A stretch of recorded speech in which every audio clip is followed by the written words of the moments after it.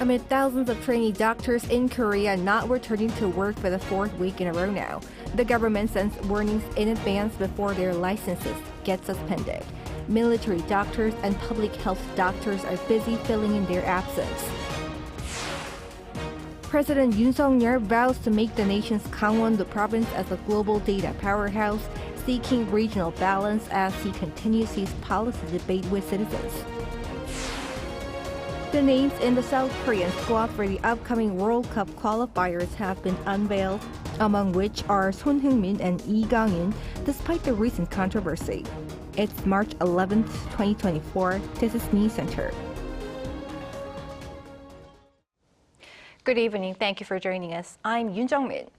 We start with the nation's major medical disruption. With 4 weeks into the collective action, over 90% of trainee doctors have left their hospitals.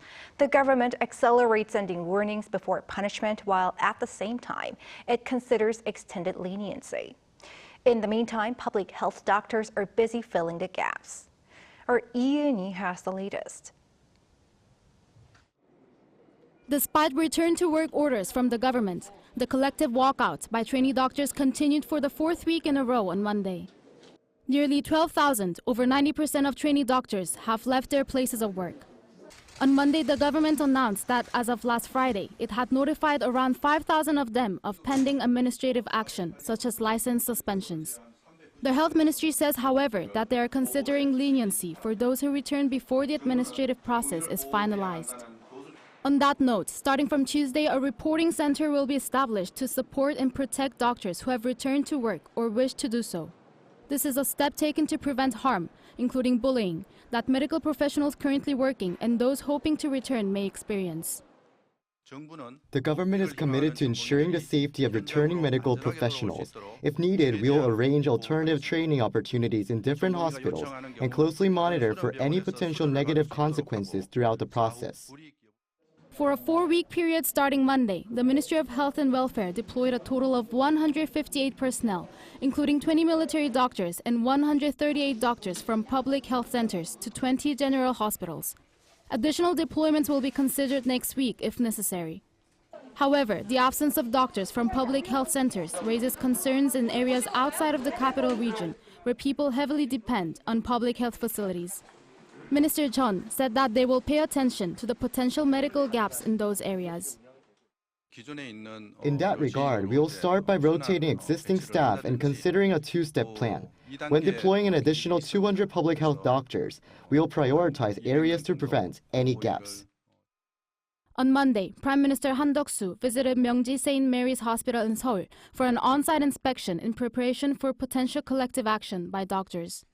Meanwhile, professors at Seoul National University College of Medicine, the country's top medical school, is holding an emergency meeting to discuss the current situation, including whether to engage in a collective action. Lee Kang-in, Arirang News. President Yoon promises a strong data-driven growth in the province of Gangwon-do to build new digital and bio industries. He was holding his debate with citizens for policy in that very province this time. Our Oh Soo-young has more. Combining the power of nature with data and biotechnology, President Yoon Suk-yeol has pledged to turn Gangwon-do province into a global cluster for innovation. This came as Yoon visited the northernmost province on Monday, continuing a series of policy discussions with citizens on major regional industries and issues that affect their livelihoods. First, Yoon highlighted the government's plans to foster a world-class data cluster in the region's Chuncheon city, pledging $274 million.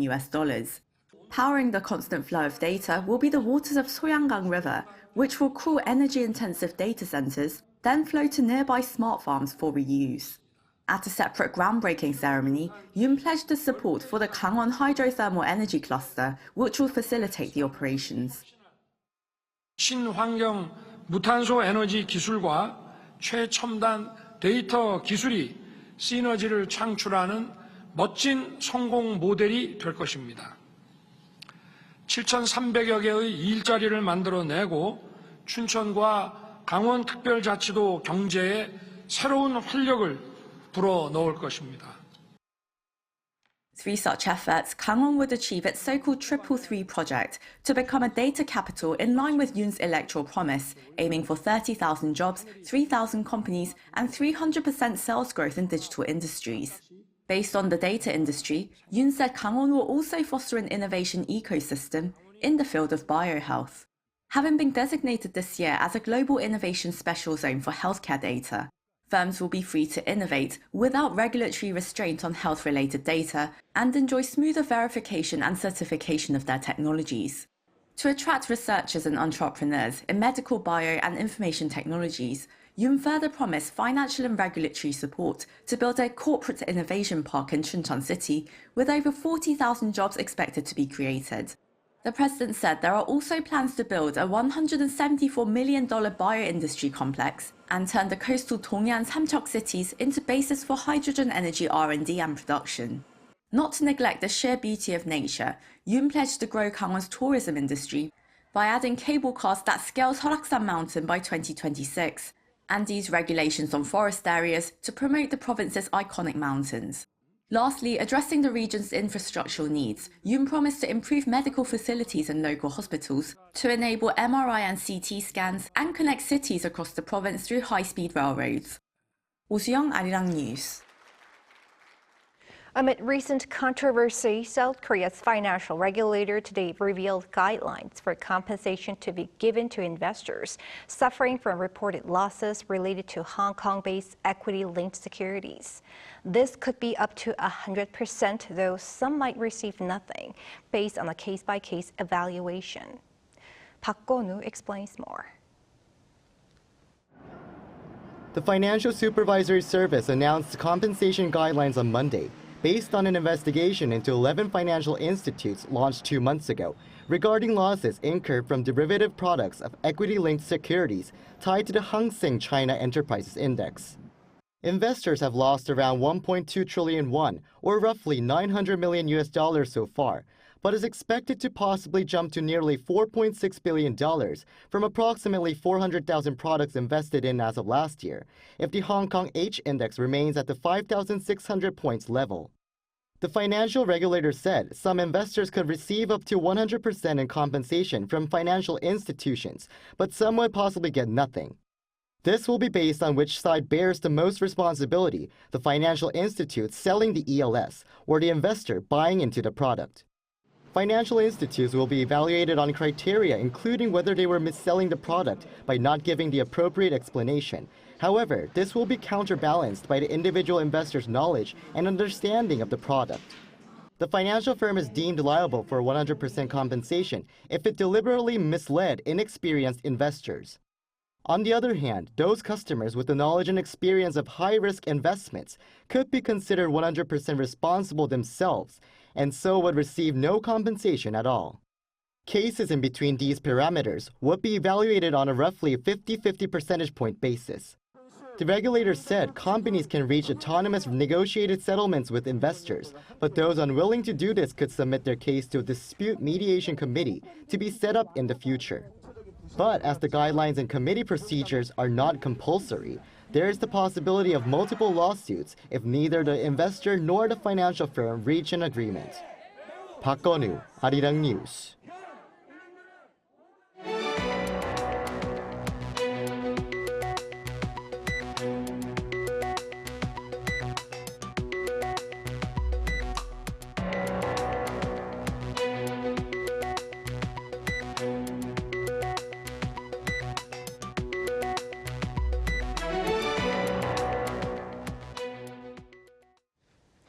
Despite relentless efforts by mediators, chances of a ceasefire between Israel and Hamas before the start of the Islamic holy month of Ramadan have been rendered virtually unlikely.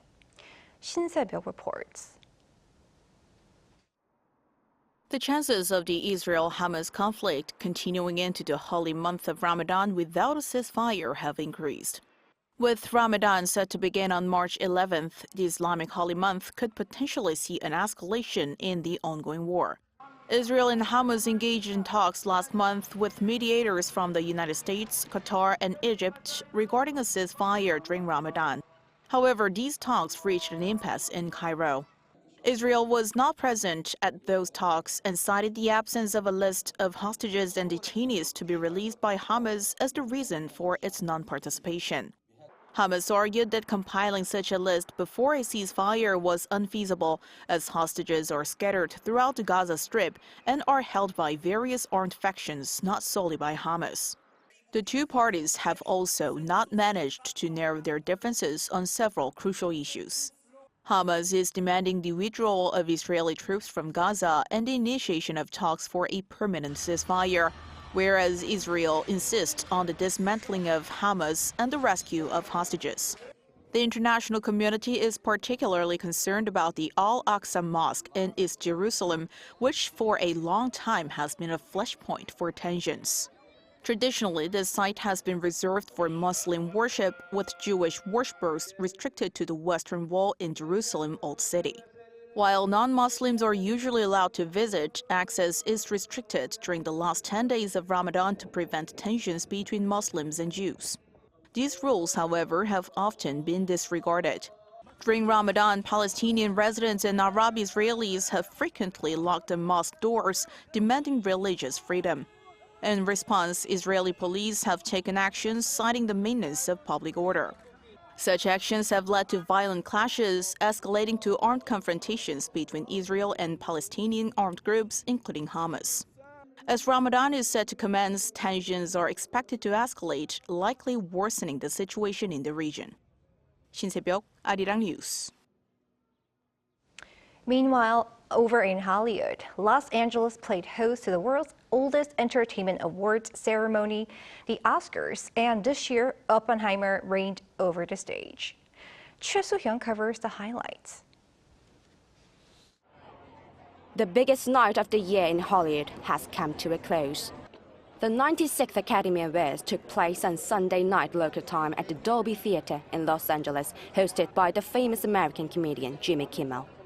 The first winner of the event was Da'Vine Joy Randolph for Best Supporting Actress for her role in The Holdovers. Director Christopher Nolan's Oppenheimer has won Best Picture. And fortunately, I've had a 20-year relationship with Chris and Emma. This is actually the 5th movie we've done together. And so I thought it really needed a premature director or writer-director. The biopic has also won Oscars for Best Director, Best Original Score, Best Cinematography, Best Editing, Best Actor for Cillian Murphy, and Best Supporting Actor for Robert Downey Jr., who wins his first Oscar for the category.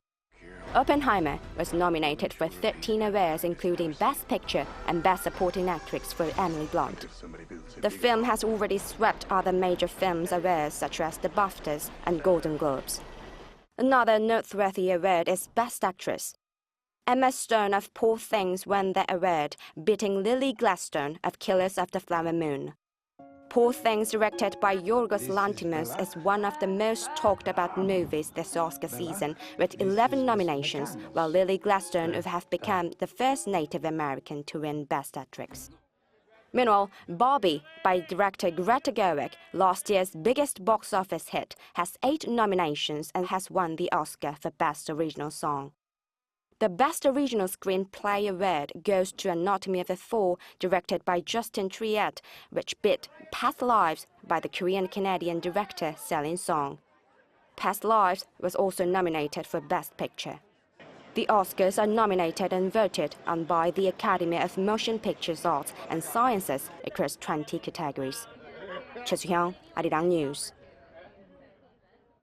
Last month, the latest in the Roundup Korean movie series had its global premiere at the 74th Berlinale. Now the whole cast is unveiling the film in its home country today, giving a sneak peek of what to look forward to from this 4th installment. Kim Bo-kyung files this report. The 1-inch barrier of subtitles no longer seem to matter. And we can see this with the Korean action comedy film The Roundup Punishment being enjoyed at the Berlin International Film Festival. The latest in the series premiered in Berlin's Special Gala category last month. Ma Dong-seok, also known as Don Lee, was able to show global movie lovers how Korean detectives can clobber justice into lawbreakers. It was the first time a Korean action series was invited to the Berlinale. Asked about how he felt during a press briefing on Monday ahead of the domestic release, Ma Dong-seok said he was proud to see how his worries over subtitles had been shattered. 1,600 tickets were all sold out for the premiere in Berlin, and I was worried whether international viewers would be able to grasp the humor well enough. But as I saw movie watchers laughing out loud and clapping at the highlights, I could feel they were well delivered. Already the fourth in the series, some say it cannot help but be somewhat formulaic. Hwang Sun-hong, the action choreographer for the first 3 films, was in the director's chair for the latest. And to tackle any such concerns, he added more noir-like elements to show stronger and more intense action. When the villains come out, I wanted to create a solid, noir-like atmosphere, while for the detective scenes, I introduced a more cheerful tone. I did the same with stage design and arrangement, and music to give it a different vibe as well. I hope viewers can enjoy these 2 distinct tones for each team, the detective and villains. After The Outlaw first came out, the sequels, The Roundup and The Roundup No Way Out, kept proving to be big hits, both garnering more than 10 million viewers. Can this 4th installment of the Roundup series not only quench original fans' thirst for comedy and action, but also win over a new audience? Moviegoers will be able to find out when it hits local theaters on April 24th. Kim Bo-kyung, Arirang News. Riding high on the wave of K-content popularity, Korea is seeing a greater proportion of young foreign travelers to the country, lured by K sights, sounds, and tastes. Lee Seung-jae has more. From K-pop idols BTS and Blackpink to Korea's Oscar-winning Parasite and Netflix smash hit series Squid Game, and even tteokbokki and kimbap, the growing love for Korea's music, entertainment, food, and culture have led to a huge increase in the flow of younger tourists coming into the country. According to the Korea Culture and Tourism Institute on Monday, a survey conducted on 4,000 foreign travelers who visited South Korea between October and December last year showed that over 31% became interested in traveling to the country after encountering Korean wave content. And the variety of foods appearing in Korean movies and dramas has led to more and more people from around the globe becoming interested in Korean food outside of the usual bibimbap or Korean barbecue. Data from the Korea Tourism Organization on Monday also showed that visitors to South Korea are getting younger thanks to the growing interest in the Korean wave. Among the over 11 million foreign visitors who arrived in South Korea in 2023, 35.6% of them were under the age of 30. More specifically, those aged 21 to 30 accounted for 25.3%, or 2.79 million people, while those aged 20 or younger accounted for 10.3%, or 1.14 million people. The proportion of foreign visitors under the age of 30 stood at 27.6% in 2013, an 8.1 percentage point jump from 10 years earlier.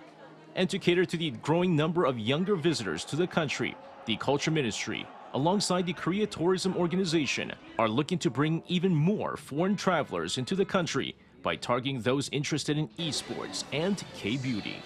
Lee Seung-jae, Arirang News.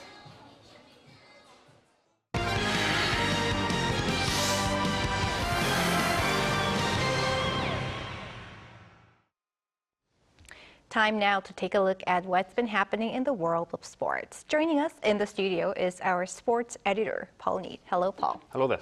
Let's first start with Korean men's national football team. As stand-in manager, Hwang Sun-hong named his squad for the upcoming World Cup qualifiers. I wonder, is Lee Kang-in in?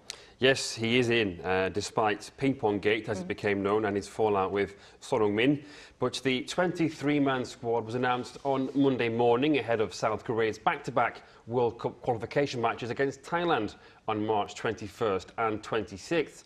There are recalls for Paek Sung-ho, Kim Min-wan and Cho Yu-min. All were in the World Cup squad in 2022, but were not favoured by Klinsmann.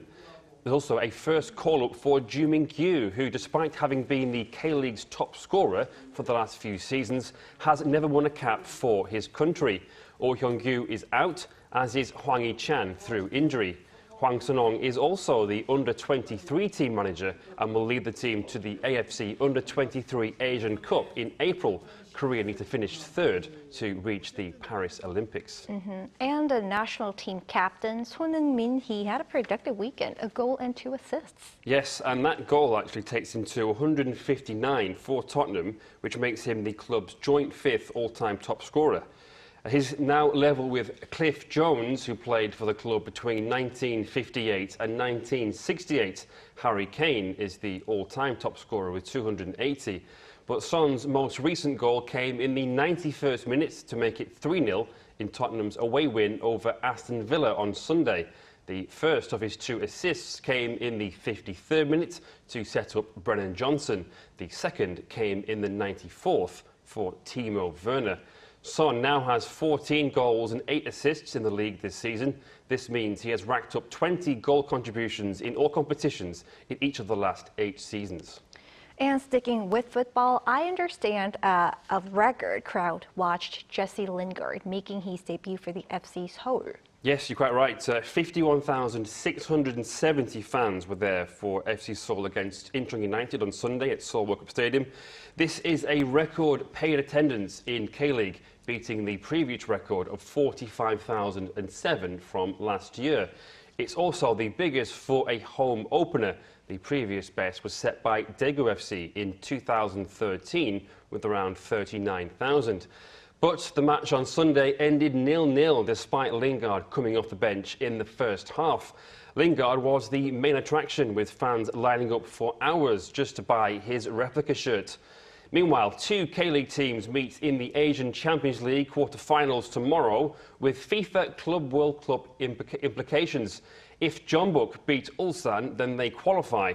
Ulsan, though, need to make it through to the semi-finals and then earn more ranking points with wins.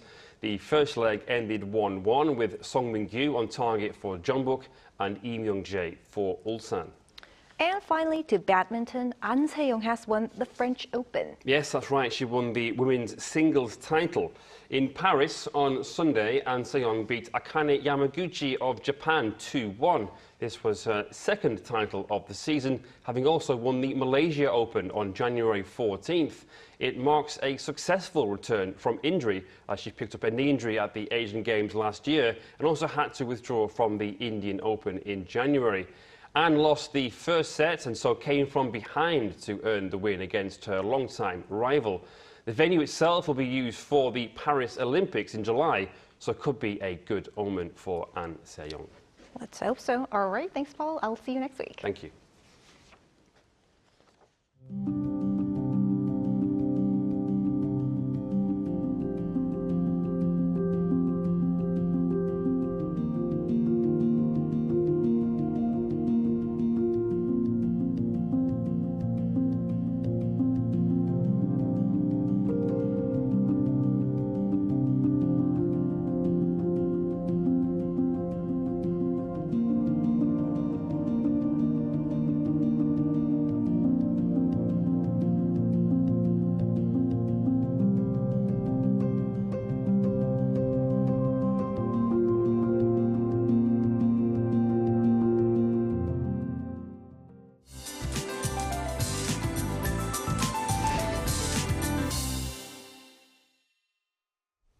Skies are cloudy today, but with relatively mild weather. However, it will gradually start to rain in the southern part of the country, starting with the Jeollado provinces and Jeju Island. This rainfall will increase late at night in the central region, including the Seoul metropolitan area, and spring rain is expected to fall across the country tomorrow. The amount of rain will be up to 30 millimeters on Jeju Island and up to 20 in Gyeongsangnam-do province. Only around 5 millimeters is expected in Seoul and other inland areas. In the mountainous areas of Gangwon-do province and on Jeju Island, where temperatures are still low, up to 5 centimeters of snow will fall. Tomorrow morning, Daejeon and Gyeongju will start off at 3 degrees, Busan 6 degrees. Daytime temperatures will be topping out at 13 in Daegu and Gyeongju, Gwangju 11 degrees. Tomorrow's rain across the country will mostly subside in the afternoon. After the rain stops, clear skies will make a return. Temperatures are expected to rise by the end of the week. That's all for Korea. Here are the weather conditions around the world.